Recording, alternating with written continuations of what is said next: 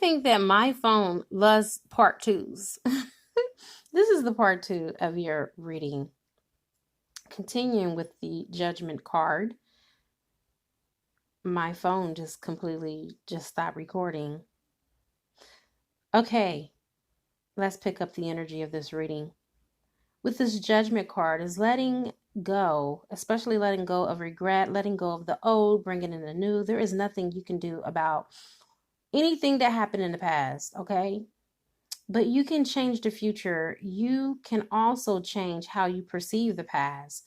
Judgment can indicate a spiritual rebirth or awakening. This is a time for change, and this is what is represented by the Judgment card. And when Judgment appears in your reading, major life changes are most likely to come your way and come quickly. You still might have a little work to do though, okay, on both parts, on both you and the Divine Masculine's part. You may have a change of consciousness that leads to a new spiritual awareness. I am definitely picking that up for the Divine Masculine. This is his wake-up call. And Judgment is an indicator of the soul and life assessment. So he's like in introspection right now, reviewing what the hell happened. You may look back on your past and see things in a whole totally different perspective, Divine Masculines. And so when you get the Judgment in a reading, someone from your past may suddenly make an appearance. This person is definitely returning back into your life. This is a karmic lesson that you'll need to work through as well. All right, so let's speak about love. When Judgment comes up, there's a strong possibility that you have known your potential partner for a while or in a past life many times over. I only said a couple of times because I don't know the number, so it only makes sense. And so Judgment is basically an indicator that your partner and you keep getting married over and over again in each lifetime, and in each incarnation, you marry each other. This can, when you're together, create a feeling of knowing and trust between the both of you. You just feel like home. And the first time that you met them in this life was probably like a magical moment where all time stood still, okay? And everything disappeared except the two of you standing there and gazing into each other's eyes. This is a real moment because I experienced this with my husband. So I know what it feels like, okay? That's how I can speak on it. There would be a magnetic attraction that goes beyond the physical. Justice is similar to cause and effect, which is commonly known as karma. Okay? So everything you say or do has ramifications. And I feel like this person that said some shit that has cut you so bad that it almost feels like he cut your throat. Okay? And whether they are small actions or large ones, or small words or large words, it was pretty impactful. Okay, so justice reverberates karmic principles, karmic lessons, etc. Whatever is behind that curtain is where the karmic retribution works themselves out, and you can see it all day long. You may not see it coming though, but you'll see it. It will play out. All right, so this is about more of whoever is the more advanced spiritual one is going to be the one to be first to forgive. When I see the Justice card, that is the first thing that pops in my mind is forgiveness. It's the first key to understanding justice and tarot, period. Okay. Someone who is truly into like esoteric language knows when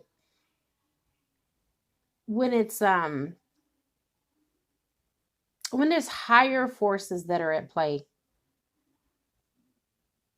But even these are not really up to us to use these forces. They are merely suggested to the higher realm to take care of an injustice. I call them my angels all the time. I ain't gonna lie to you. I sure do.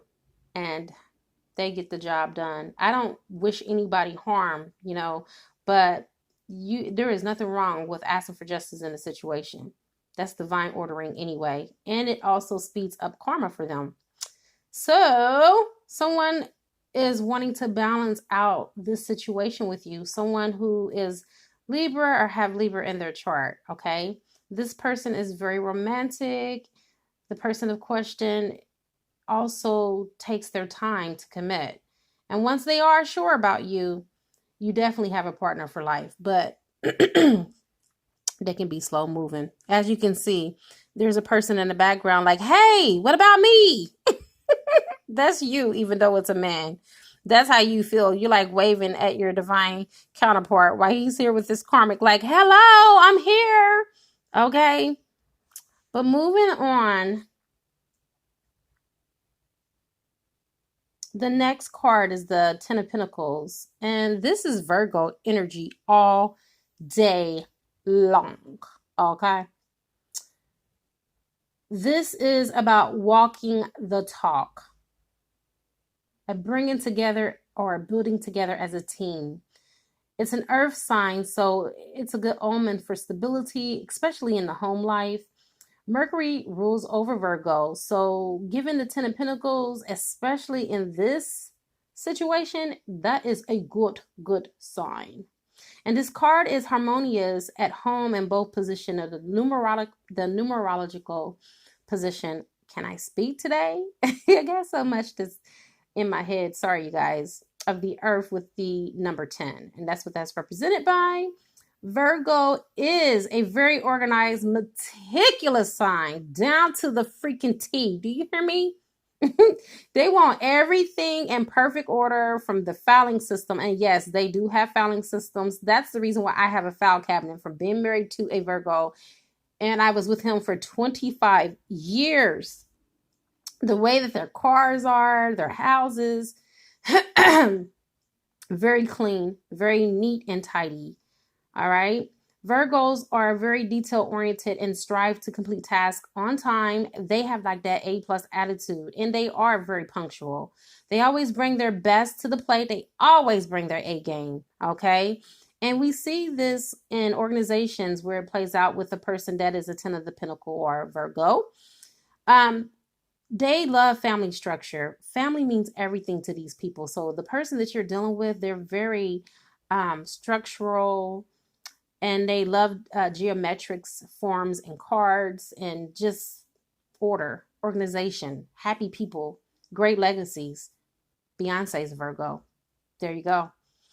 They do not have to be like big empires per se, but they are all about children and traditions and family and telling stories to the grandchildren and passing something on like a legacy. Okay. And they love stability. They love boundaries, structure, adaptability. And yeah, this card also represents a transference of wealth, something to pass down to the kids, something to pass down to generations after generations. And some of you may even be married to your twin. The 10 of Pentacles is definitely a marriage card, okay? But one of the things it represents is the earthly 3D marriage, not a spiritual marriage, which is what twin flame unions are, okay? And the good thing about it is that it is a very secure card to receive based on the strong sensibility of the stability that this person brings to the dynamic, okay? Whether you're together or not, it still represents that your person that you're questioning, that's their current energy, all right? So the 10 of Pentacles may indicate marrying for money or an arranged marriage. Your spouse may have everything that you want. They may be financially secure, have the right job, the right ethnicity, and come from like the right socio-economic world. But there may be something lacking, namely true love and emotional completion. But a couple like this is unlikely to divorce, especially if you get a King of Pentacles as a male patriarch. And I'm picking up for some of you that you are married but separated. This can also represent someone that is already married. And if that's the case, this card is a good indicator that they will never leave their spouse. The 10 of Pentacles is about protection of home. They are definitely preservers of the home, and they are innately designed to do so. So someone is feeling like they are on the outside looking in. And if that person is you, if you happen to be the person that is tied into this energy, into a third party situation and you're the third party, it doesn't matter that you're a twin flame or not. Chances are you will forever be on the outside because this person is a for better or worse individual. They ain't gonna give up their family for you. I hate to be the bearer of bad news. That's not happening. If you are married to this person, then chances are you're definitely going to get back together because they are all about family, which makes sense why the Ten of Cups is right next to this card. 10 of Pentacles, 10 of Cups. This is the wish fulfillment. Okay. You may be married to the person. So I'm speaking to the people that are married to the 10 of Pentacles.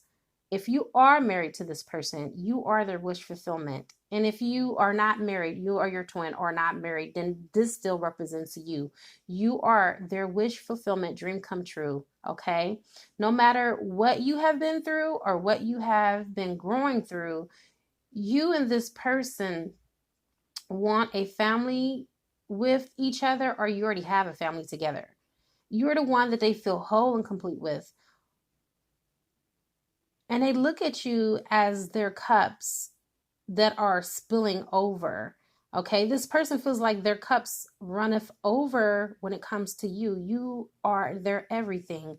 They lack nothing when they think of you. This is Pisces energy. This can also represent Cancer or Scorpio, or it can be someone that has Scorpio, Pisces, or Cancers that's in their natal chart. But this is definitely a card of contentment. This represents long nights, maybe walks in the summertime at night on a beach or in a park, holding hands and just being in true total bliss.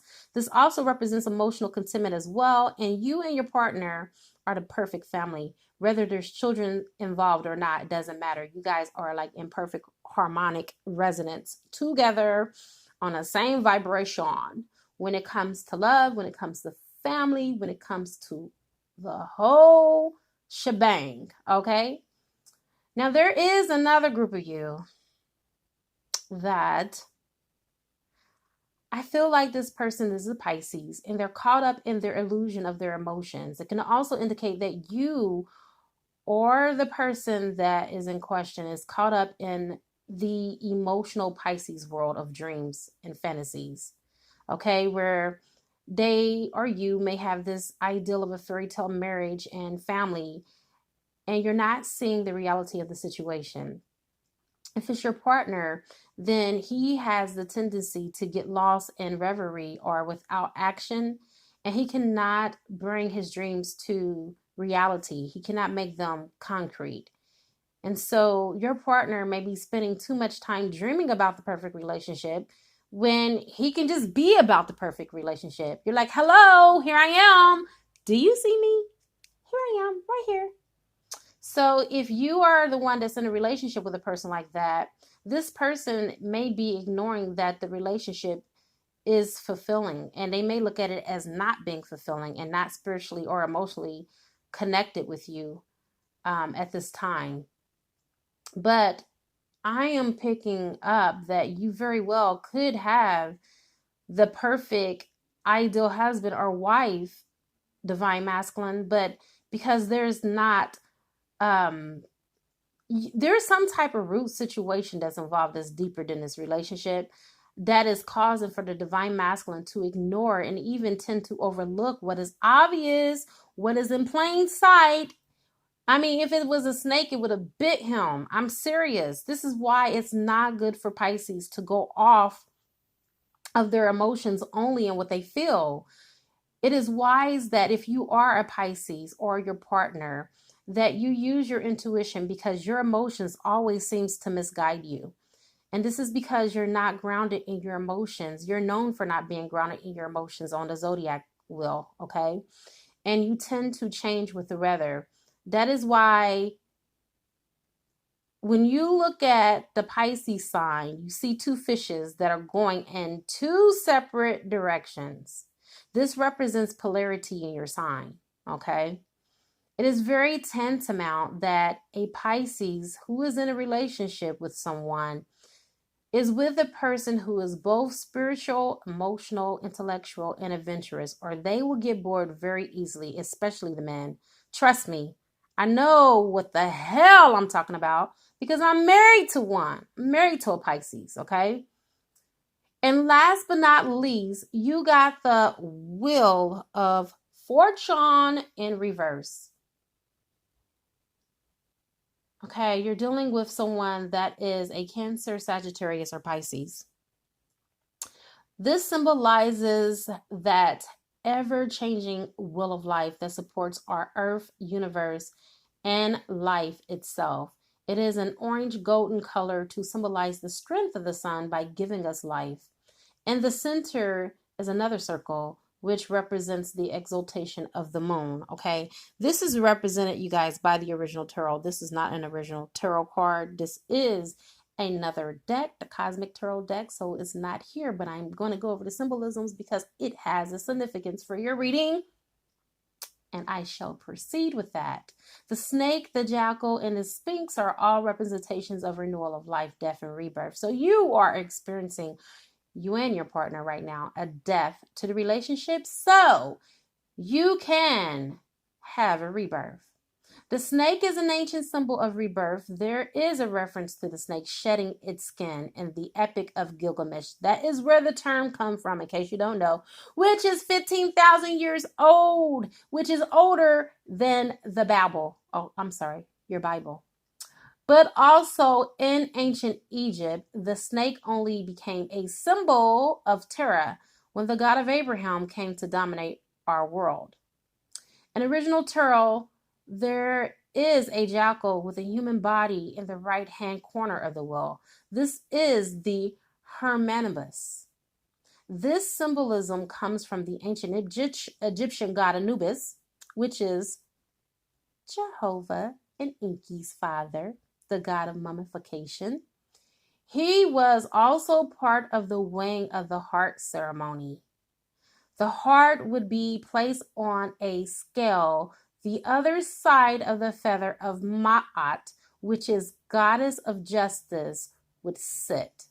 If your heart was evenly balanced, you would be free to live in the underworld. If it was tipped, then your soul will be eaten by the jackals of the underworld. This is where we get the term heavy heart.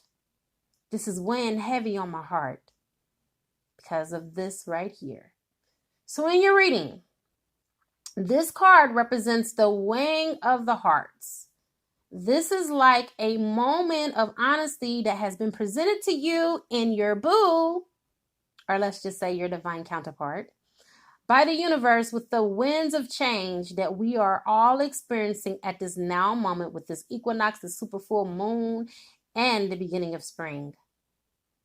It is time for us to use cosmic mind stuff and our alchemical powers to reverse unwanted situations and scenarios that have kept playing out with the old timelines that have been outdated and expired and no longer serve us. There has definitely been a karmic cycle that has ended by this representation of another cycle that is about to begin because you have this card in reverse, which lets me know that the person that you are dealing with is not going to let you get out of their, let's just say, life experience. They're holding on to you because there's still lessons that you both need to learn. Okay? We are constantly being reborn and stuck in a never-ending cycle of life and death. One goes up and one goes down. Ask anyone who studies tarot what they think of the Wheel of Fortune, okay? And I'm telling you, their answer will reveal to you their true understanding, understanding, and overstanding of tarot and the law of rotation or karma, okay? The Wheel of Fortune is not inherently a good nor evil card, but it is the way we choose to look at it. It's the way we choose to look at our life.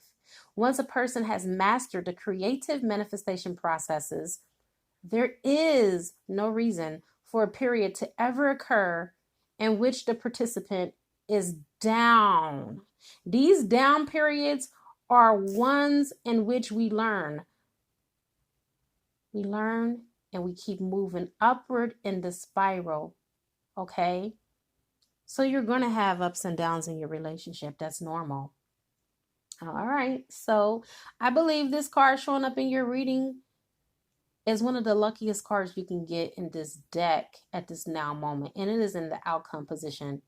You may have a certain degree of good luck or fortune that is coming your way. And if you have been having bad luck, know that change is going to come. All right. So start thinking more positive thoughts. Today is a new start in which you need to start living in the now.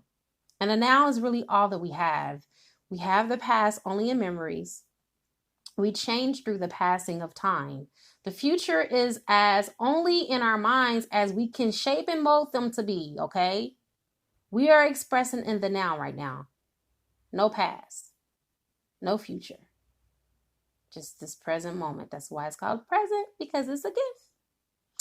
All right, so back to your divine masculine. He's definitely having a karmic connection with you. I ain't talking about no karmic partner. Y'all have a karmic connection. So you and your divine masculine are definitely going through this void or this period of being in the womb because you're experiencing this rebirth. And the fact that this is in reverse lets me know that the person that you are questioning does not understand, or overstand what the hell universal laws are. They are fluffing everything up. But they are coming into this realization of who they are, and they are starting to understand and overstand the Wheel of Fortune is in constant flux and rotation, okay? Which makes the Wheel of Fortune right at home in this outcome position that I already spoke to you about. It's all about the final culmination of ongoing activity. It's about karma, cause and effect, or results of your actions.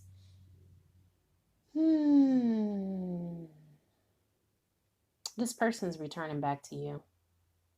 They're coming. They're coming, they're coming, they're coming, they're coming, they're coming, they're coming. All right, so it can also